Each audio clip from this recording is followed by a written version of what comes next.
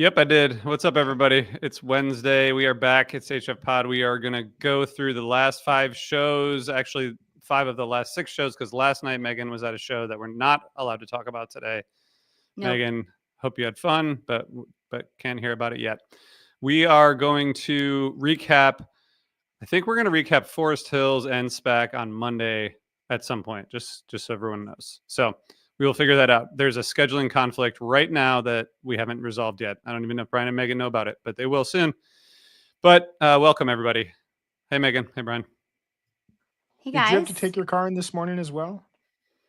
No. Nope. I mean, if you want me to tell you about what's going on next Monday, I'm happy to go through it. Let's do it. Let's do a meeting notes? right Yeah, here before the episode. What's happening? Tell us. I mean, I'm sure people want to hear about that more than my experience last night anyway. Yeah, that's true. Let's get into it. We're not going to talk about your experience last night.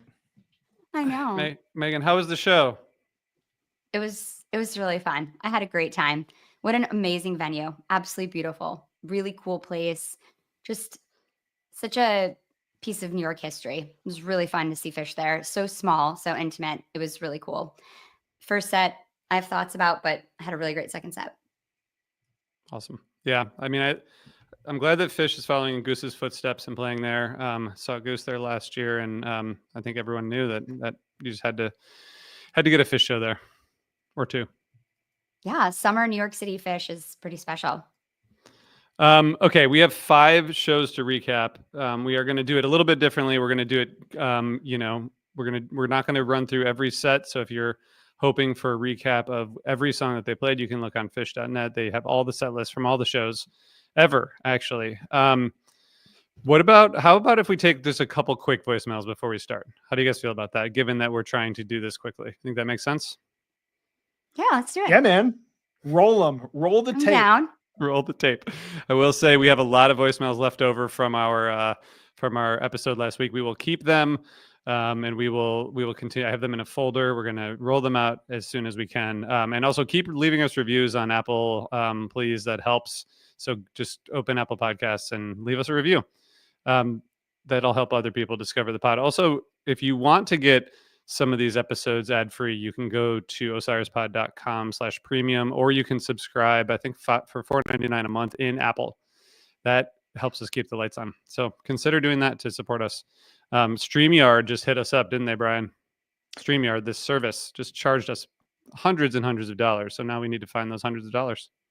I did some digging, and I sent you a screenshot of comparable billing options, and I think I figured out the issue. But this is, hey, StreamYard, we didn't need the upgrade, buds. Upgrade, and they're not even on Blue Sky yet. It's like, what are we upgrading to?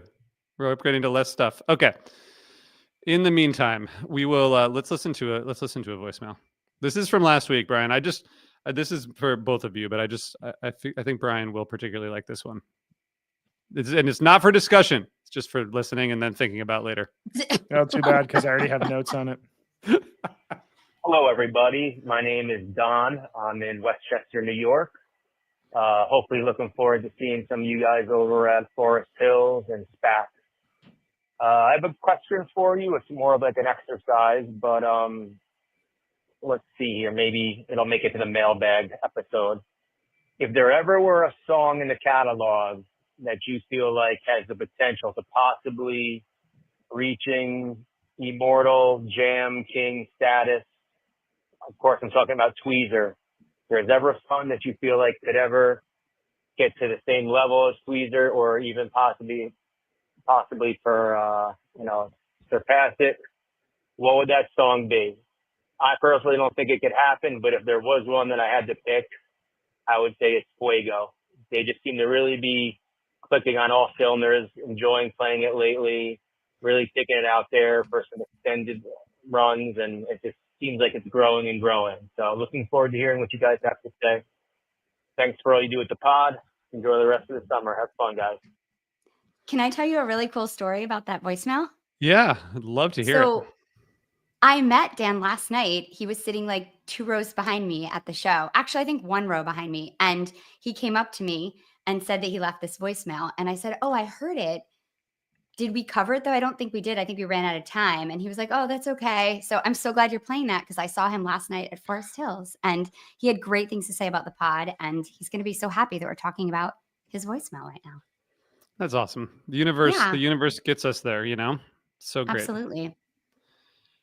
Brian, do you have a short do we have to cover this in a different episode, or how do we do this? No, I mean, I thought about this. I think it's a really interesting question. I think it's a big question because, as he's right, I mean, tweezer still is, even if you get a 14-minute tweezer within a segment, or whether you get a monster 30-minute tweezer that really anchors a set and anchors a run, it's still a song that can define, significant moments in the band's history, their development. I don't know if a song could reach that levels, but the song that I think when they play it, they immediately fall into that untapped jamming space is Ruby Waves. It also has Fuego's a good call. Fuego's got like a 270 batting average overall in terms of like its great jams versus the amount of times it's been played. Ruby Waves, what differentiates it for me is like Fuego takes like 8 minutes to get out of and then into jamming space, whereas Ruby Waves is like a 2.5 minute long song and then they're just off and running. And the jamming is so diverse, and you get stuff like Dayton 23 that has really weird noise space, or San Francisco 25 that falls into like really beautiful, like heart-wrenching melodic space, and everything kind of in between. It's just there's untapped potential with that song as they continue. Yeah, absolutely. I agree with that. I think I was talking to Dan about this last night about Fuego, and right now it has like a 50% batting average. Recently, it's like shifted. They're just jamming it so much. I really think, and maybe this is just recency bias, That's a but great I really use of advanced stats, by the way. Like recent batting average. I love it, Meg. Nice job. Thank you. Thanks. I really think what's going through your mind is so inspiring for them right now, and they can fall into that jam. I'm not going to talk about last night because I'm not allowed to, but the way they fell into the jam last night was so fast out of that song, and it just locked in so like in such a tight pocket. And I think that song has already gone huge in the year that it's been out, and I think it's going to continue to grow. Will it be tweezer like? I don't know if anything ever will be, but there's two other songs that I just want to mention that I thought when they first debuted. I can really quickly. No, you can just take mine, and then I'll repeat what you said, and then I'll make it won't be like yours. I didn't know what you were talking about. It won't be yours. I think I stuck to Oblivion. one, RJ, just for the record. Did? I know, and I had mine ready to go, and then I just couldn't because Meg kept talking. I'll go quick. I just think Oblivion and The Well have like massive potential, but just haven't been there lately. I'll believe it when I see it. Yeah. You guys, okay. There's a song that I think that I was going to talk about today because when it started at the Man, I realized that I really, really love this song, and it has a 41% so far. Actually, probably more like 45 because I think the most recent two will end up on the Jam chart entry. You guys know what I'm talking about? I do. From Out of the Chaos, a wave appears. I mean, come on. Come on. You kidding me? We've already had we've had like 4 20+ minute versions. We've had a 35-minute version. The one from the Man, which maybe we can get into, I thought was promising and fun. But okay, so we answered that question. Yeah. Okay, so thank you for your voicemail, and I feel like we have more to talk about there, but we can't. Do we have time for another voicemail, or do we have to go? You guys? Yeah, I got like 6 more answers to the Jam King, so let's just. I know. Well, you guys just okay, Brian. Brian will share his. I think it's Ruby Waves. I'm done. Tier 1 to Tier 6 list, which he'll share soon on social media. Hey there, big fan and appreciate what you guys do. I have a question for you guys and maybe for the audience. Can someone explain to me why Phish seems to do Soundcheck for My Soul more than any other song? Now, it happens to be my least favorite song, maybe by a mile. Yep. But totally. Musically, there must be a reason why the band chooses to Soundcheck My Soul. It seems like it's almost every time I see a list of Soundcheck songs, it's there. And I don't understand why. If you guys could explain. Thanks so much. Okay, I have a theory, but do either of you guys have a theory? Go with your theory. I want to Yeah, I hear wanna you hear it. first. Me Okay. too. But so my theory is there's a lot of singing, so you get like a lot of vocal check out of this song. You get I think all four of them sing. So I think you get like mic checks from all four band members. It's like fairly simple to play. It's got like a straightforward beat, so it's not something you have to like really rehearse. And then I think it's just like an easy blues song. It's like how they used to play like Shaggy Dog or something, like it sound checks. It's just like simple blues song. They all kind of sing, so you get like a little mic check and you get some simple sound check without like something complicated that they have to rehearse. 12 bar blues is a great warm up. Ed says Ed EDD Ed with two D's.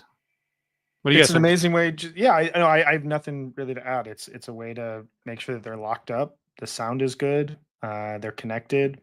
There's nothing really strange about it. There's no real like weird breakdowns. It just gives them a chance to see. I think it's why they play it like early in first set sometimes is let's just get back on the same page. 12 bar blues is like the home place. Let's just try that out and you can build up that energy, all that sort of stuff. I think you're spot on.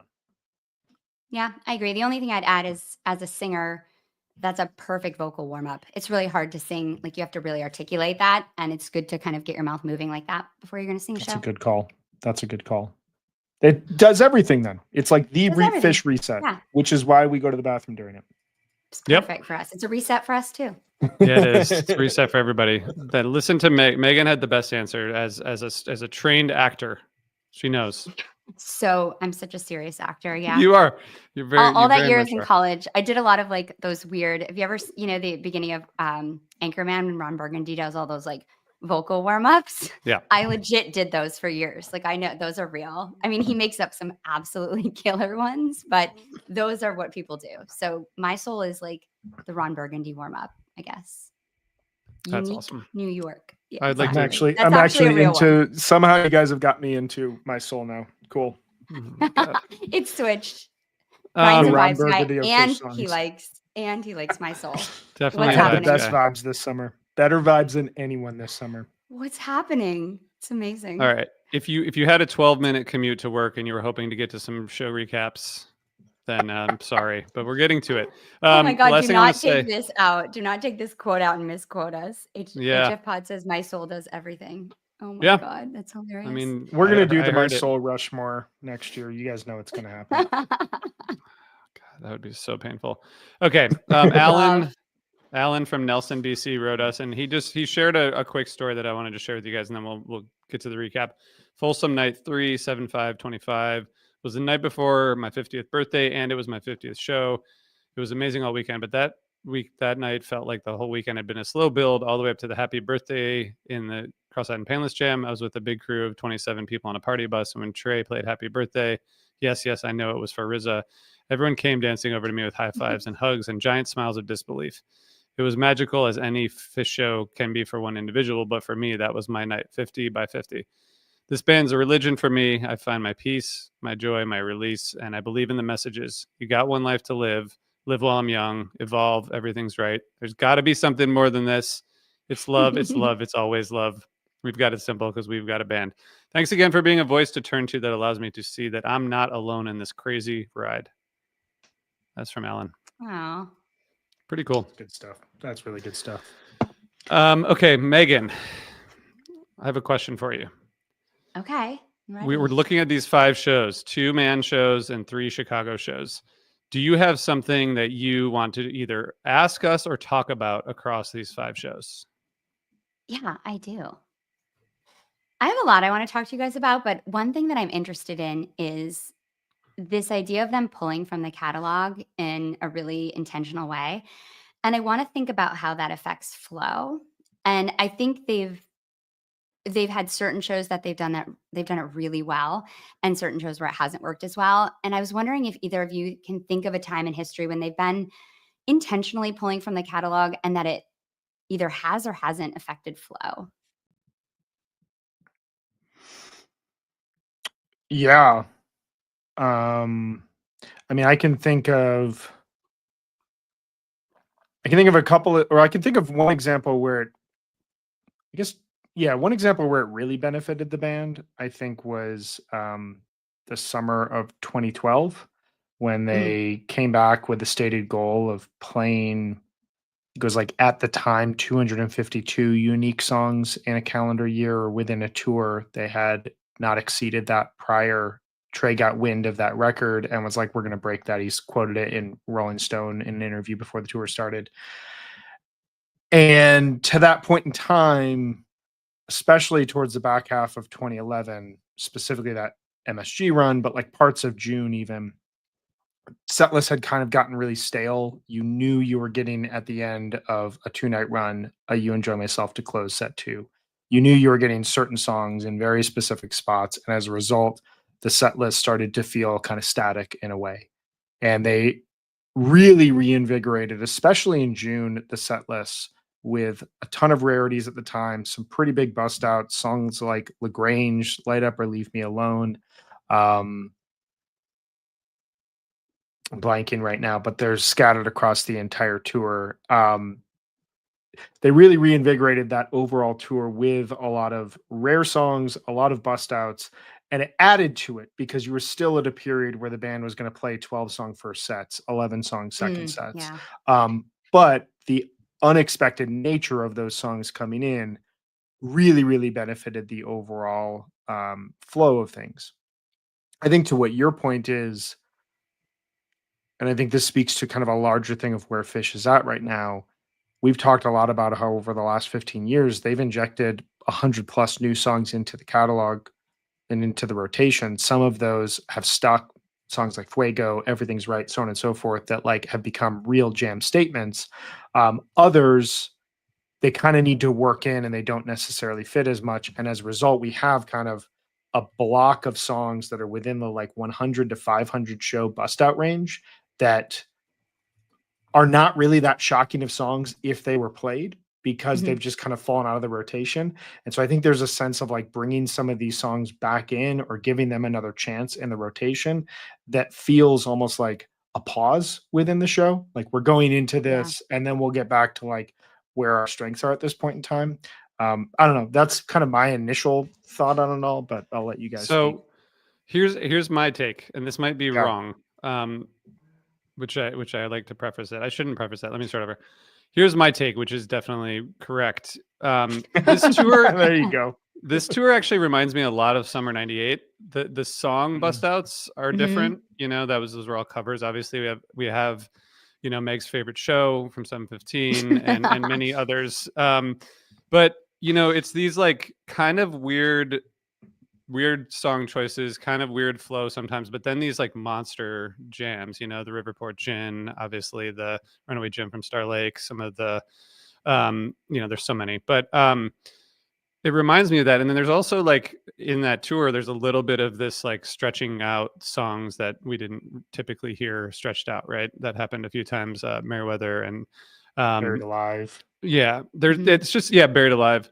So it reminds me of that where you're getting these kind of like uneven sort of sets at times with these like weird bust outs and songs that you know a lot of one time songs, but then these like monster jams, and it feels like when you go back and listen to those full shows, they don't really like.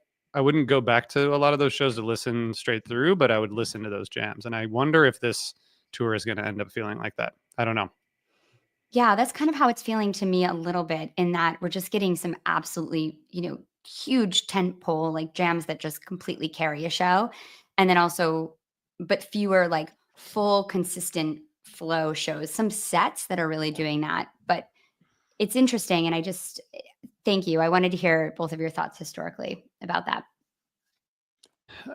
Yeah, I mean, what do you think? What do you think about those two comparisons, Megan? Do you think that do either of those Yeah, resonate with you? those would be the two that I would think of as like intentionally playing a lot of different songs. It's interesting because I see them kind of pushing and pulling on that, similar to what you were saying, Brian, because like last night, they'll play a first set where they're going to play, you could call it like they're going to play Sigma Oasis, they're going to play the MoMA Dance, but then they're also trying to find ways to play some other songs too. And it's just interesting to see them kind of push and pull between the kind of routine set list that they found themselves in recently and also incorporate some of these rarities. And I think it's hard to do. And especially when you're not writing out these set lists. If you're calling this stuff on the fly, it's just really hard to incorporate stuff you haven't played in a long time or with an increasingly large song catalog. I think about in 1998, how many fewer songs they had compared to now. It's just like crazy, And so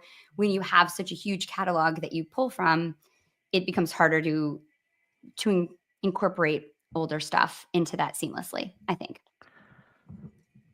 It's interesting to talk about this because one show where I think that this whole approach worked incredibly well was the Man Night one. 100%. And Yeah. which I think at this point is the best show that they've played in 2025. Yeah, I agree. Yeah. Sorry, same. Meg. Yeah.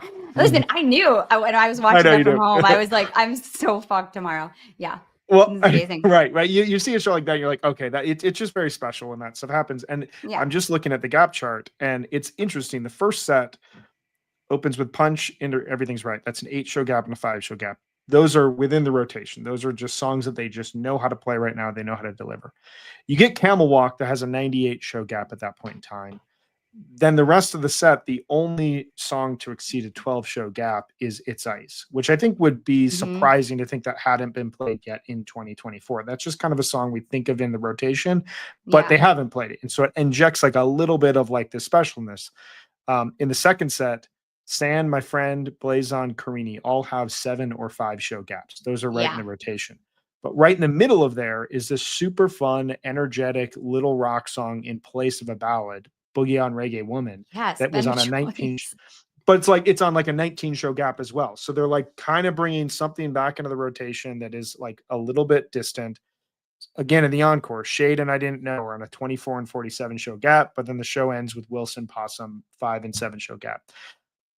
All of these, like, it's just like a great mix of songs that they know how to play. They know where to play them. They know like the reliable aspect of playing them. But then they're injecting a few songs that, whereas there could be another rotational song right here or kind of a slower song to kind of like mellow things out, they inject a little bit more excitement with not a crazy bust out, but like a song that you're not expecting to hear that night. And that kind of elevates it versus other nights where they are clearly injecting more and more old, rare songs that I think take a second to like feel like home when you're at the show.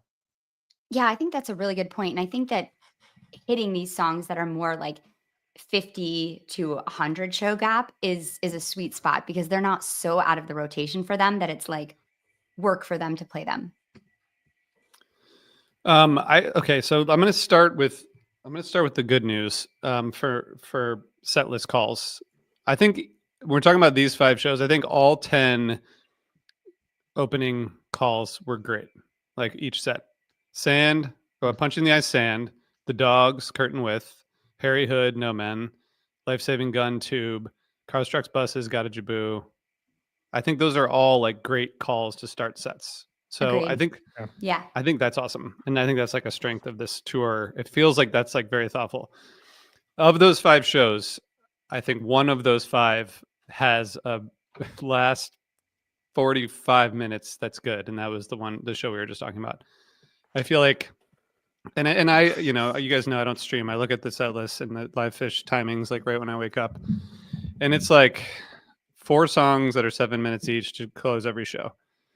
And it's just like, so you get 1 out of 5 that like really kind of takes the energy full speed until the end of the show. And we should talk eventually about the longer tour and how that shakes out. But is that just how Fish works now? Like you have like these chunks of the show that are going to be great. You have the second set starting until an hour in.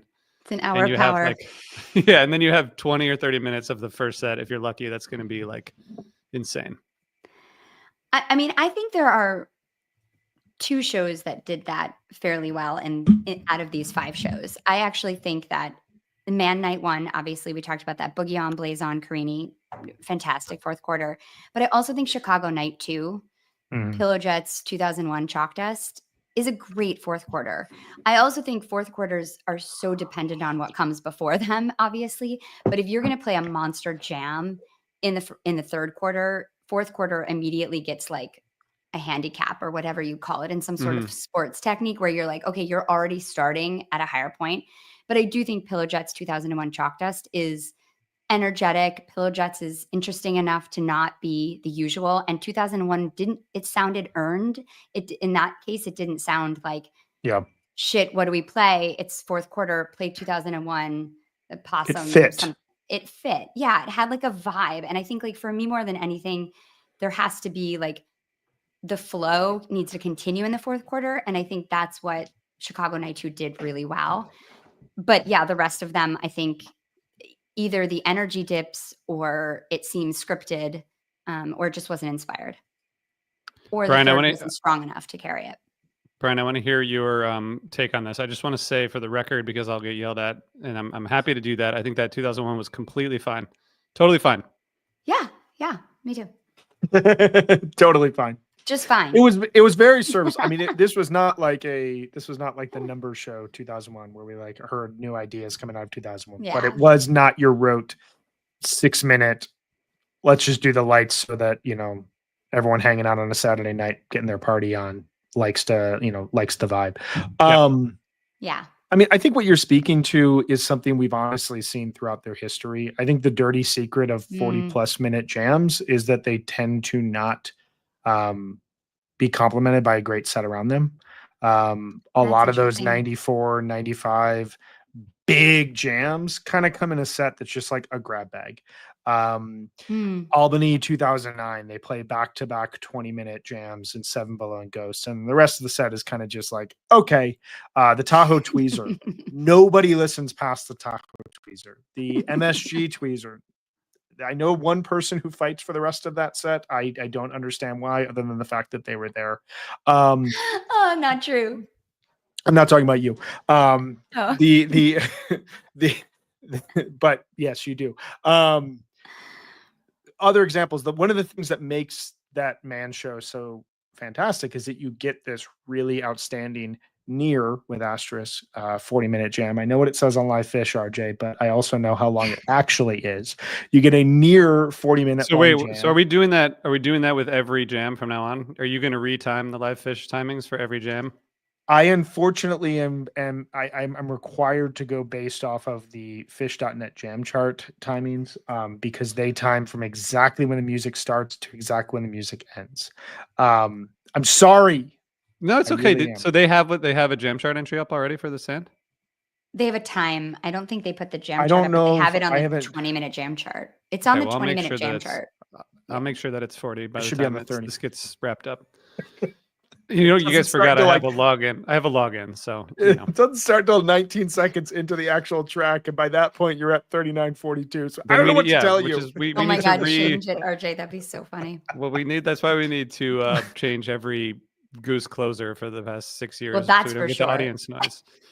All right, go ahead, Brian. Sorry. Well, my point is just that like one thing that makes that show so spectacular is that the sand is not the only idea, and then a bunch of random songs. To what you guys are both saying, the rest of the set flows, and that is a really like mysterious and magical thing with this band. Like we argued about this in top 25 tours. Why is Fall 97 so revered, and why should it potentially be the number one tour of all time? You can cherry pick full sets that you press play and you do not let up until the set is over. And that is even as the band has refined, as they have grown and reinvented who they are and messed around with new sounds, and certain songs get jammed out that you're like, what? I never even knew that was possible.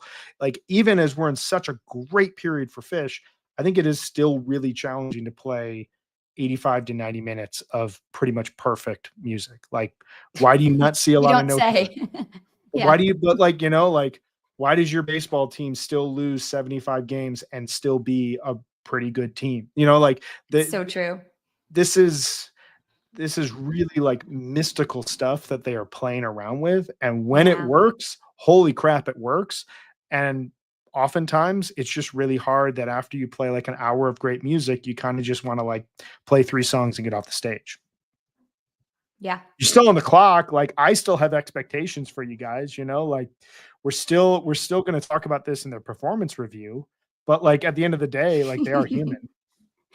But I think it's important to say, and I like that you're mentioning that it is mystical because it is something that's like, it is an art and they're doing it live. And I think that it is elite what we're asking them to do and what we expect from them because they do it more often than anyone else. And it's incredible. And when they hit it like Man Night 1, they do. And you just gotta hope that you didn't skip that one and you're going the next day, That's all you Yeah. gotta hope for. I mean, we will talk about this on our full summer recap, but I think probably 20% of the shows will have like a final 30 minutes that's really strong. And I guess if that's the trade-off, like that's fine. Yeah, that seems fair.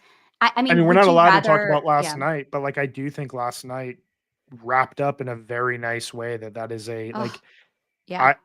I know people have opinions about A Life Beyond the Dream. I know I've expressed opinions about A Life Beyond the Dream. I thought it worked really nicely in that worked great. spot. Trey earned a really Did. emotive ballad, and then to play that Harry Hood after that, like Thank God. walk off the stage, dude. You did your job. Nothing else It needed. could have gone either way. Like at A Life Beyond the Dream, it could have gone to The Howling, where it could have gone to Totally. Hood, and it went to Hood, and it was just like, yes, Trey. And then you got a 5-song second set with great flow and an hour of power. So yeah, I And was you got your happy. possum in the middle of the first set, so you didn't have to Just got it done with. slowly Yeah. exit the man during possum. All The right. best was the guy next to me who's like, "That's fine. Let's get it over with now. Let's get it over with now." I just turned over and high-fived him. I was like, "That's right." great. Yeah. Okay. Brian, what do you got? In terms of like large scale themes. Yeah, questions, themes. I got more. I'll keep going, but I want to give you a chance. All right. One thing that you brought up that I would like to add Yes. to This is how I like this is how I like for it to go.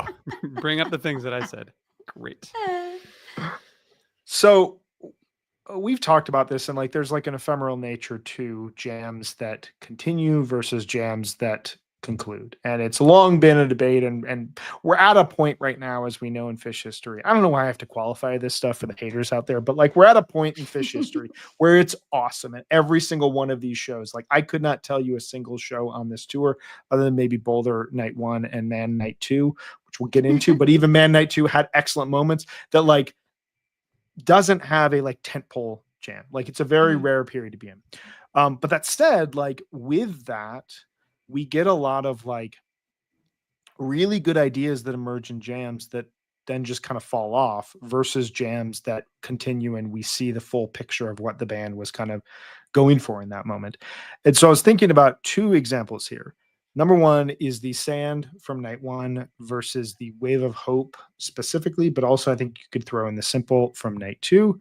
And then from Chicago, Night 1, the What's Going Through Your Mind versus the A Song I Heard the Ocean Sing the following night on that Saturday. And I guess my bigger question is like, in your guys' estimation, listening through these jams, what ultimately made them lock on to a theme in the Sand and the What's Going Through Your Mind and see that through to a resolution and then another segment versus Wave of Hope and Simple and A Song I Heard the Ocean Sing, which all presented really, really fascinating ideas, but I would argue you don't get like the full complete jam journey that you got on the Sand and What's Going Through Your Mind. And that's not to say that those jams aren't great. Like I love parts of I love that What's Wave of Hope. I love the A Song I Heard the Ocean Sing from Chicago. But I think in both cases, those are jams that like, if the band is continuing to explore initial ideas that they have put on the table, like we're having a very different conversation here about those shows than we are. So I'm curious your thoughts. Like, why do some of those jams work and other jams they just seem to abandon and move on?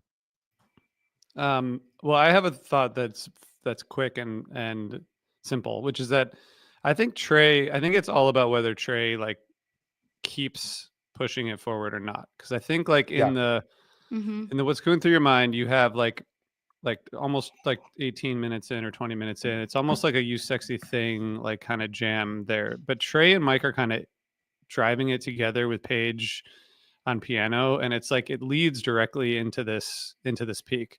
But when you take like the Simple from the Man, Mike is really driving the jam in the middle of that Simple, which is really awesome. But it's like kind of like feels like once that jam went kind of into this like dark groove, Mike was like kind of the one driving it, and Trey was like kind of hanging back. And then I feel like Trey eventually kind of gets bored with it if he's not like out front. And I don't think he's like Mm. selfish about it. It just feels like when he kind of like in the sand, he was on top of it the entire time, you know? So like, I don't know. I mean, it's maybe that's too simplistic, but that's like listening to it. That's kind of what I hear. But Megan, I don't know if what you heard from those night 2 jams that you thought was different from listening back to the sand or any of the Chicago stuff. Yeah, I really like that. That's really helpful to hear because I agree. I think it completely just depends with Trey and if he's feeling patient and exploratory or if he hears something that reminds him of something else that he wants to play.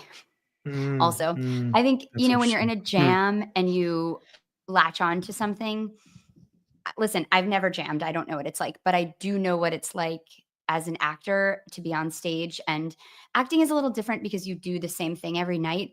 But there's this weird thing that happens in that you might catch someone's eye in a different way, or you might get a different feeling from the way someone delivers a line to you, or you might bring in a bunch of your own feelings from that day that you can't push aside, and it affects your delivery and it affects your energy. And so something shifts and it sends what you're doing to a different place that you didn't expect to go, and you just ride that wave. And I think that's very similar to improvisationally playing music. And I think that for Trey, there's probably times when he's just in that flow state that is really open and exploratory. And maybe that does come from what you're saying, RJ. Musically, that's really interesting for me to think about that. I'm going to be listening for that now. But I think that it is a matter of if you are open to the muse in that sense, or like feeling that, or if you are just, you hear something and you're like, oh, that reminds me of that song, I'm going to play that song. Or I don't like this train of thought right now. I don't like this where we're at in this place. And yeah, I'm just going to go somewhere else. Like, to me, what's interesting is when he rip chords jams, because I understand when jams kind of peter out and you feel like they're not going anywhere, but there have been multiple jams on this tour. And I really think that Wave of Hope is a good example that felt like they were going somewhere. Yeah. And that's what's confusing to me is like, why, when you sounded really locked in, and maybe just the band is so good at getting locked in that even if Trey's not feeling it, he can do it. I don't know. But it's interesting for me to think about that, because when a jam kind of simmers, it makes sense that sometimes it goes somewhere else. Like, I'm always hoping, like, stay in that quiet. I feel like this tour, especially, we have not been spending a lot of time in those quiet spaces. There haven't been a lot of ambient jamming, not a lot of post-peak jamming. It's much more groove-based, much more energetic, much more build to a peak. But I think that quiet space, I can understand why you decide to think of a new idea then, but it is weird to me when they're super locked in on a groove. Or that Wave of Hope jam had a lot of ideas. I thought it was really intriguing. And then he just changes his mind. So I think it's really probably a combination of all those things. It just must be such an interesting art form to do, playing music improvisationally. It's just something that I think I would love to talk more to people that do it, because it's pretty interesting. And I think it does connect a lot to how Trey's feeling. Yeah. I mean, it's my eternal dream podcast, and I think it would make millions and millions of dollars, is just Trey listening to old Fish jams and talking through 1000%. his reflections on it and why this decision might have been made or not, and his memories and all that. I think what you say about, like, because the acting versus like the comedic improv comp is similar to like a studio band that really perfects their albums versus a band like Fish that, like, they basically get one shot to make something work. And sometimes Yeah. that works and you get the sand, you get the what's going through your mind. And other times, I think something you said that was really enlightening was like, maybe they play something and it brings up a bad memory, and in that moment he wants to get away from that, or he plays something but doesn't hear Fishman respond to it immediately. Like, I almost think that they Yeah. have very high standards right now for jamming, and I think a Totally. lot of that speaks to the stylistic change of this year versus last year, where last year a lot of experimental noise and post-peak jamming and kind of abstract type of playing was kind of what they were focused on. And within that, you don't have to play in a very precise manner, and you can kind of just let something stretch out until you find something. And That's it so seems true. also almost this year to me that he has to know that an idea is going to work over like a 5-6 minute period in time to give it any thought. And if he doesn't feel that way, he moves on to something else. And then if that doesn't work, he moves on to something else. And then it's like, okay, why don't we just go to a different song at this point in time and see if that will work? I don't know. It's similar to the full set flow thing that like I don't think we'll ever get like a full answer. It's the endless speculation of like, why did this idea that, because I agree with you, the Wave of Hope, I thought from Man Night 2, there was a time where it felt like this is set up to be your 25-30 minute long jam tonight. Yeah. Like they found it. It's here and it's Wave of Hope. It's a song that makes complete sense for them to do this in. And then when they just like left it, it was like, well, okay, what happened there that like threw you guys off that like now we're suddenly in Mercyland, 40 minutes in the set, like what went wrong? Where do we take this wrong turn? And I don't know. I will forever wonder why this Yeah. is the case, It's there's fascinating. There's a part in the Sand from the Man, which, again, can't really talk enough about that, but it's around like 26 minutes. There's this peak around like 21, 22, 23, and there's this part around 26 when you can tell that they're just kind of like hanging there, that everyone has like the effects kind of swirling, but then like around 28 minutes, so about 2 minutes there, it's sort of like it could dissolve into something, it could stop, it could do any number of things, and then Trey kind of finds a riff in that kind of space jam and then brings it out into another peak like around 30 minutes. So like to me that's an example of where he could have just been like, all right, we're gonna go into Joy or something, and he just he like pushed them through that into and I think like the Down with Disease from where was that from? Long Down with Disease from Charleston, like that had a similar thing where he kind of like he was like guiding people out of those like dark spacey areas. So I don't know. Well, to that, like, and Ed made this comment. He said, I think it's partly the guitar. I think he doesn't want to use effects as much, though he still does often. Like there still are effects, but it's a good point. And the Sand and the Down with Disease you reference are very much in the sense that like those are lyrical jams. What's going through your mind from Chicago. I mean, the Sand is kind of wild because I remember I was listening to it and I looked at my watch and was like, oh my God, we're about to hit 20 minutes. Like I didn't even, they were just like in this kind of zone where it didn't feel like they were working, that like that 20 minutes before that first peak you referenced goes by so quickly. Like So there's not fast. even, it's not even the most stunning music you'll ever hear. It's just like really pleasant, like type 2 jamming in a blissful space that like, I think he just didn't want to leave. And why would you? It's really nice space to jam in. Yeah. It's so good. That double peak in that Sand is crazy. It's so good. But I would say that Carini last night, I know we're not talking about that, but we were talking about that a little bit before we went live. It's just, it has that kind of melodic, hypnotic groove that they're finding, and it's really nice. So I don't want to like, get all political here, but one of the questions I have, so I'm not sure that I've been, and it shouldn't running even for be mayor. It shouldn't be. Do you have something you want to tell us, RJ? Oh yeah, I think that would be mayor of Marion Station, which is basically great call. You already are the mayor of that street, RJ. Let's be real. That's a very good point. Even Mark agrees. Okay, so one thing I was thinking about. Okay, I might have been hotter at a Fish show that I can remember, but these 2 nights at the Man were among the hottest like outdoor concerts I've ever been to. I mean, the Man is a beautiful hotter than place. Raleigh 2023. It felt like it to me. I don't know. I mean, that was pretty hot. This felt like it was so stifling and humid on top of it being so bad. It was so bad. The heat. And like, I guess what I'm wondering is, we got 4 out of the 6 venues on this tour, at least the second half after Folsom, I think are all indoors, right? So we're getting more indoor runs of this tour. I think maybe the majority of the shows are indoors. Yeah, we don't like 100%. You guys love, like, of course, Forest Hills is awesome. SPAC is great. I mean, the Man is awesome.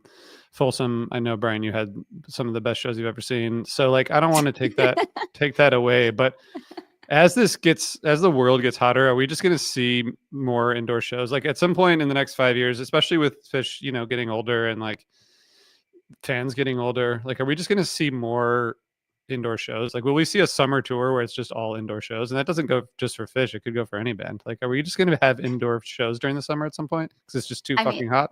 if Trey wants to keep wearing jackets, probably. He has to wear a jacket every night. So Yeah. like he was wearing a jacket at Man Night, both nights at the Man. I don't actually know how that's How possible. Even with a powerful are fan. those fans? And it can't be that good. Like it was 100 degrees and 1,000% humidity, and he was literally wearing a jacket over a t-shirt. It's so confusing. I'm just Like we it's have crazy. a pretty powerful outdoor fan on our patio because our backyard is west facing and the sun, I don't know if you guys know this, but we're a mile up. So the sun's really powerful here.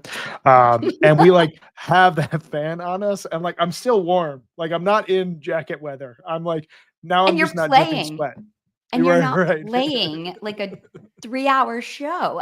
It doesn't understand, but I actually think that like luckily last night at Forest Hills the weather was just so unbelievable, but I totally think that some of the hardest shows I've seen, Mondegreen night, day 4, these are all affected by weather and heat, and it's hard. And I do think that as they're getting older, maybe it's a better idea. I mean, these indoor summer shows, like it's just such a sigh of relief when you're going to be indoors, when the band knows they're going to be indoors and they've been throwing down. And I think everything for them is, they're so good at indoor. I mean, indoor fish is just, but it's amazing. I don't know, when you have a night like last night in Forest Hills, when the weather's absolutely perfect, like it's going to be again tonight, it's tough to beat it too. But yeah, it's interesting. Yeah, Jason Silberman, who's in the chat, mentioned like not just because of the heat, but also thunderstorms and concert promoters for liability insurance reasons. I mean, Yeah. just shows getting delayed and like canceled because of weather. I saw Paul Hoffman from Green Sky posted about like a 5-show run they just did. I think one of the shows was delayed and one of the shows was canceled out of 5 because of weather. Wow. And then he was just talking about how awesome it was. But I noted that like it's like out of 5 shows, you might have one canceled in the summer just because like weather's insane. But maybe they just go to Antarctica or Alaska, and that's where we go. I mean, I did suggest in the last episode a tour of Canadian cities. I think that You there's did. be a little bit cooler up there. Yeah, for California. during Let's go to California. during this time of year. I mean, they do like California in the springtime, but I'm right there with you. I'll take California fish anytime. Yeah. It's interesting that like they've played new venues this tour that are kind of out of the way and have been indoors. And I don't think it's taken away from the tours. Like Austin had one of my favorite jams of the overall year. Columbus had 3 fantastic jams across the entire show. Charleston was a really great run. Like, I don't think it's making Pittsburgh has a big, what's going Huge through your jam. mind. I don't think that the indoor outdoor thing is messing with them. I think that there are a few venues that like as fans would like to see them return to from an outdoor standpoint. But I mean, coming from Colorado, 3 of the last 4 years have had either rain delays or weather delays, like, pretty significant issues that have affected the overall runs. There's a stadium in downtown Denver that they could play in that would not be as aesthetically pleasing as the outdoor venues, but you would not have to deal with this level of delay, inconsistency. Like you take out a lot of questions. The other thought is, why aren't they playing more spring and fall runs and less of a summer run? But I don't know. Can we talk quickly about just like time management at these shows? Because Megan, we talked about this briefly, but I think the Man Night 2, one of the challenges was that, so the first set was 90 minutes, which I was like, I couldn't believe it kept going. And I feel like they, like Fluffhead was a great call. The Gumbo, they got into a great group. It was probably the best reggae ever played. Yeah, I got a lot of texts about that. I still don't like the song, despite everyone and their mom texting me that like, did this reggae change you? No, sorry. It was beautiful, very dramatic moment in the jam. I like that, but it didn't win me over. Sorry. It's okay. No, we needed to hear that. People have been waiting to hear what you thought about that and whether you changed your mind. So thank you for addressing that. But I feel like they never really got into the groove there of anything. The Split Up and Melt was like appropriately weird, but it was, 90-minute set, short set break. And then I think that made the second set seem a little more rushed, even though it was also 90 minutes with and then, long encore. But it felt to me like it was almost like the first set was too long. And then it took away from the Yeah. second set, even though they were the same length. Like it felt like the energy in the second set just, like, first of all, opening that set with Curtain With, which was the first time I'd heard that in 7 years. And that was one of the highlights of the show for me. But Definitely. It started off great, that set. yeah. And then just sort of with those jams, it just felt like, first of all, the calls got super confusing. The 20 years later, I was like so baffled by that. That just seemed so strange to me. But do you guys Mhm. think that has anything to do with it? Or is that just how it works? I haven't looked at the timing of all the shows, but it felt to me like something like got a little messed up with the timing of that show. It does feel interesting that they're playing longer sets, that they're going towards 90 as opposed to 75. I feel like they're playing 75 really consistently for a few years, and now they're pushing towards 90, which is fine. But I think when you have a set that feels disjointed, it ends up feeling like, why? Like, I thought they should have ended that set after Julius. I thought like Julius is a great set closer, like just energetic. Like, I actually started to take my daughter to like go get food in the bathroom because I figured we were about done during the end of Julius, and then Split Up and Met happened. But yeah, I don't know if that affects like the second set vibe. The second set to me started out beautifully. I love the Curtain With. It's my first time I've ever heard it together because I've only heard it split up at Mohegan last year, and it's just one of my favorite things to hear. And then A Wave of Hope, and then that jam got kicked off, and I thought we were really gonna like cook for the second set. But then, yeah, the calls of Mercy there, and then when the Simple got cut off and went to Ether Edge, and then the rest of the set, I think that set just like lost its way, and it just never found it again. I don't know how much it has to do with timing. To me, it was more just bad calls, and not sticking with the jam. I think, like we've talked about, Wave of Hope and Simple both had really great places to go, Yeah. and were really fun. And I mean, Simple, the crowd, I actually didn't mind the Macarena. I thought it was really fun. Yeah. My daughter was Yeah. loving it. Everybody was just like having a great time. I thought the jam before sounded great. I was surprised that they cut both of those jams off, but yeah, just really unfortunate set listing there at the end of that set. My God. Thank you for that input. I don't know if there's more to say. I will say, just Brian, just to add more data to my point. So the Man Night 2, both sets were 10 minutes longer than both sets from Man Night 1, which is just sort of like, so you got like an extra 20 minutes total in the show, and then the shows were just so different. So maybe it's just, coincidental. Maybe they're reaching, like they're trying to find something. What do you think, Yeah. Brian? Do you know how long the second set from 12/6/97 was? Yeah, it was there. It was not very long. It's like an hour. It's like 61 minutes.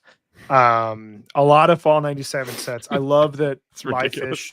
the Livefish app posts the timing of each set. Yeah. It's Yes, another added yes. stat that I'm really interested in. And if you go through Fall 97 sets that are available, most of them are right around 60 to 70 minutes. Yeah.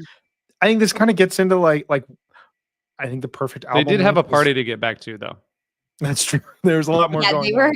they were like interested in leaving the stage. Now Trey just wants to Which stay you forever and got play like Shade. by like 99 2000 you have a lot of shows where it's like literally like 58 minutes for a set. Like they were in and out. So I think that those were distraction periods. I think now they're kind of like, it's deeply impressive that they can play 2 90-minute sets back to back and have as many highlights, but I do think there is a strange like less is more thing, like a 90-minute movie that has another 20 minutes of context building around it ends up feeling a little bit too long. A 38-minute perfect album that has 2 extra songs, and now we're at 45 to 50 minutes, or if you're Goose, like an hour and 19 minutes for some reason.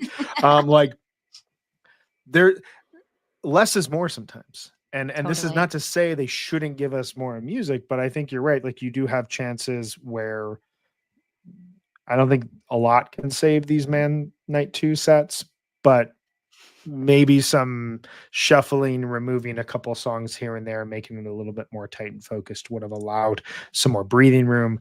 I do think that this gets back to your weather conversation, RJ, and this fact that like, just speaking from, Boulder, you had both the community asking for the band to adjust their schedule and then the weather plus the community on night 3. That sort of stuff has to get in your head. And if you're playing an indoor show, we've booked the show, this is curfew, this is ticket time, and then they just have to play within the confines of that, and there's no question of if the show is going to happen, how long. Like, it's never in the back of their mind that they have to cut this off, so let's come out of this jam so we can play one more song and give people something energetic to go home with, which then turns into 2 more songs and 3 more songs. Like, that aspect doesn't really impact them because they just know we're walking on stage at 8, we're coming off stage at 9:20, we're walking on stage at 10:50, we're walking off stage at 11:10, and then we're playing the encore. Like, they know how that Yeah. works. Okay. Well, we've talked about the man quite a bit. We haven't talked a ton about Chicago. We are going to keep it somewhat short today, but Brian or Megan, why don't you go first? What do you think people need to listen to from Chicago? From Chicago, I mean, my highlights were the What's Going Through Your Mind from night 1, obviously. This jam is great. It's multi-sectioned. You've got the like Hendrix inspired playing in there. It's like gnarly and dark. It's got that like scenery chewing, stomping section. And I think the segue into Cross-Eyed too is just like, this to me is like, that's great set listing. No Men's What's Going Through Your Mind Cross-Eyed is like perfect for me. I feel like whenever they're finish a jam and they decide to play Cross-Eyed, I think they're in a good spot. That to me makes me really happy. Yeah. Do you That want me to go to mid-set Cross-Eyed move is just Yes. like, they perfected that these last couple of years. It's something Yeah. else. right? It's so good. It's like, yes, do that instead of other things. Do you Keep want to going. talk night? Keep going. Okay. I think night 2, Life Saving Gun is just killer. Like Yeah. opening up a show like this, yes. It's pretty like, intense too. It like gets more of it gets this, right? Really pretty intense. Yeah. It has like they're playing the Life Saving Gun riff, but like super sped up. And Mike is just keeping this like this sick bass line. And to me, it's a perfect like type 1.5 jam where it's like it's slightly outside of the box of Life Saving Gun, but kind of inside of it. It's just, I think you open up the show with like a like over 13-minute jam. I think that was just really cool. Really, I love really that cool. jam. I love that jam. It's really good. And I think set 2, you've got this section, Tube, Ashitos, and Down with Disease. Like that to me is just like this is like great stuff. I think I've never heard of Cheetos before. Good for you. That's what they So you call just it. coined a new acronym. Did I? Congratulations. Maybe it's Yeah. because I like Cheetos. I like it. Yeah. The Tube just first of all, I think it's really interesting how they've been doing this kind of. I mean, this is like what we've been talking about a little bit, but this hour of power, where the first hour of the second set, I think Chicago night 2, Chicago night 3, and last night they all had that, and it's interesting. It seems like they kind of like hit a point where that's kind of like where they've landed, where it's best. But I really love a song I heard the Ocean sing in Down with Disease is just that like hypnotic groove jamming that I think they're just doing so well right now, and is really, really beautiful. And I love that a song I heard the Ocean sing has that huge like lush peak. So great. Yeah, I just listened to Chicago night 3 this morning, so I'm very behind. I thought that night 3, like the set 2 of night 3, was really, really strong. Like and again, like this little bit uneven in parts, but I don't know. That to me, like the Gotta Jaboo with like the siren looping and Mike's bass line, that's just such a great way to start a set. But then like that, the super kind of effects heavy sense intro and throughout. I love that one. It was has really like a creepy intro. It sounds like a Ray Bradbury, like Something Wicked This Way Comes. It has like a carnival creepy sound to it. It's so good. And that jam is one of my favorite jams. It's so shimmery, the synths there. So pretty. Yeah, it's really awesome. And I think the twist is like that jam is like one of the most beautiful segments of the tour. That's just like really, really awesome what they get into there. Yeah, it's so emotional. Trey just sounds so emotional in there. It's Yeah. really pretty. Brian, do you have a list for us? I mean, I think you guys nailed it. I will just say I was very happy to hear the 259 show bust out of the line. I know that I'm probably the only person in that corner. I thought it was a perfect venue to play Yeah. Yeah, it the was. line for the first Yeah. time. That was cool. I thought nights 2 and 3 were kind of like two sides of the same coin. You had these Mhm. rarity heavy first sets that were pretty song based, but had some like, minor improv within them. So it's kind of like take your pick of which songs do you like. I really like all the songs that were played on Saturday, so that one really worked for me.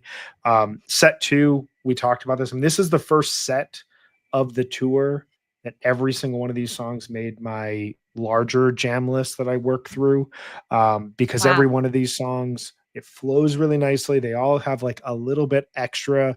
Even the Pillow Jets in 2001 and Chalk Dust, they have just a little bit extra that you want to go back and listen to what's happening. Definitely agree with you guys from the Power Hour standpoint in that overall set. Ending with While My Guitar Gently Weeps into First Tube was just like a very choice moment. The deep cut Beatles songs keep them coming. Yes. And then definitely agree with you guys. The Sense and Twist from night 3 was my absolute highlight. From a personal standpoint, it was a total joy. One of my best friends from high school went on Saturday for his third Fish show, his first since the summer of 2012. And he loved it so Wow. much that he went back for night 3. And we were just like texting throughout the show because, they were playing some songs he had never heard before. And I was giving a little bit of context. And then The Sense happened. And he was like, oh my God, I have not heard this since we used to smoke pot in your high school car when we would drive to our favorite diner. He was like, this like takes Oh me my so far God. back. And then that jam happened and he was just like, oh, I had no idea this band could do this with this song. And it was just a very cool moment for me personally, but good stuff.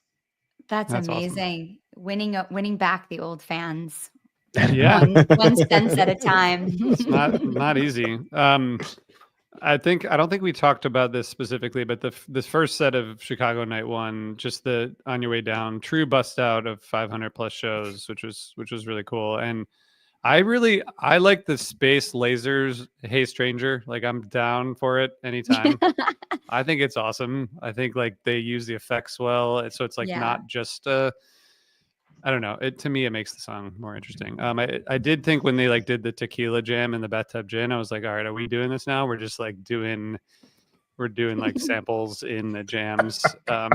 Yeah, baby. Yeah, like the Yeah, Macarena baby. the night before, and Yeah, then now yeah. with It's the like, all right. tequila. Yeah. They used to Um, remember when they teased tequila like in every jam for like a year. Was that Constantly? like Yeah. 93, What Yeah, year yeah, was it that? was Yeah. 92 or 93? Some of those Um, 93 jams are like, oh, tease, and then we'll mess around with it. Yeah. Yeah. Can I? What else you guys got? I got one more thing. Okay. It's a Can't list. believe it. I can't Okay. believe it. I came with 2, and I got one more. Okay. This is getting Um, crazy. So you referenced the On Your Way Down 522 show bust out. We've talked about injecting this tour with a lot of bust outs. I went through over the last couple of days the songs with between a 100 and 500 show bust out that I think we're not allowed to talk about Forest Hills Night 1, but just so you all know, it did happen. So the next 4 shows, we've got one more night at Forest Hills and 3 nights at SPAC. I think that these following songs are on the table, and some of them I'm really shocked by the numbers. Okay. Mhm. Frankie Says. This is Please. at a 100 heard it. show limit at this point in Wow. time. The last time it was played was Please. 7/30/2023. Please. Some of these are going to shock you because they don't seem like crazy bust outs.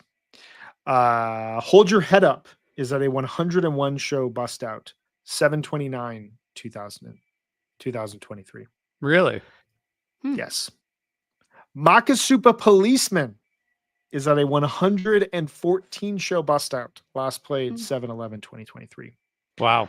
Wow. Okay. Wombat Can see is at 138 shows. Dogface Boy is at 180 shows. Brother is Never at heard it. 191 shows. And Ha Ha Ha is at 199 shows. All right. Yeah. Those all seem Now we- Yeah. possible. Those all seem possible. They seem on the table, but like those are pretty big bust outs. Yeah. These last four are kind of wild to me. Okay. Because these are significantly rare. Well, 3 of these 4 are very rare. One of them I was shocked by how long it's been since it was played. Curtis Lowe, last Please. played December 30th, 2019, which was 247 shows ago. I'm calling for this all tour. Like we need it. Kung It's true. was last played on 11/30/2019, 256 shows ago. What do I need to do to get a Kong? Come on. Never had one. Stop talking shit about the band on the podcast. I know. They're That's a good so point. mad at me. That's a good point. Yeah. I know.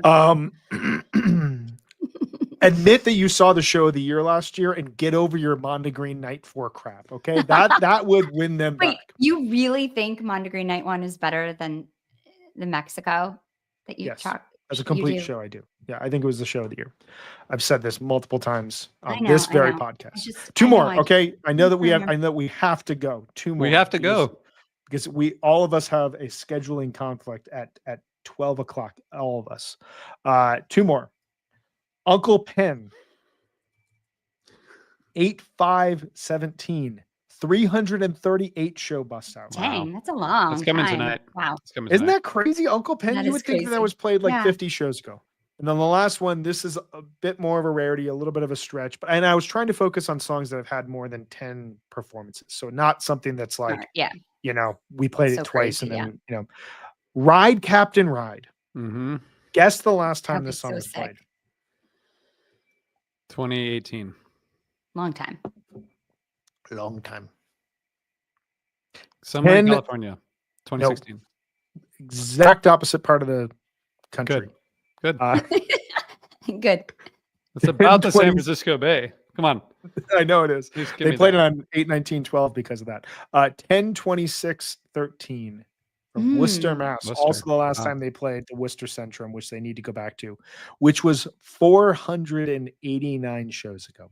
Dang. My that's a long lord. time. So all those My songs, Lord. I don't think that they would blow people's minds if they played, like if someone sees them do HYHU, I don't think it's going to like cross someone's mind in that moment that they haven't played it in 100+ shows. Yeah. But like it is pretty crazy that these songs have just kind of been cast aside. Yeah. Yeah. It's interesting. So, okay, that is a great place to end because we have, and Perfect Speller wants to know, how does Brian have all the time to do this research and still be prepping for the My Soul Rushmore show? Thank you, all you guys in the chat. AirPods, Okay. baby. Everyone have a great night 2 at Forest Hills and a great night 1, 2, and 3 at SPAC. It's a lot of shows. Good luck, everybody. We're going to come back on Monday at some point. TBD, I think. Jam demand, you cowards. See you guys next week. Bye, everyone.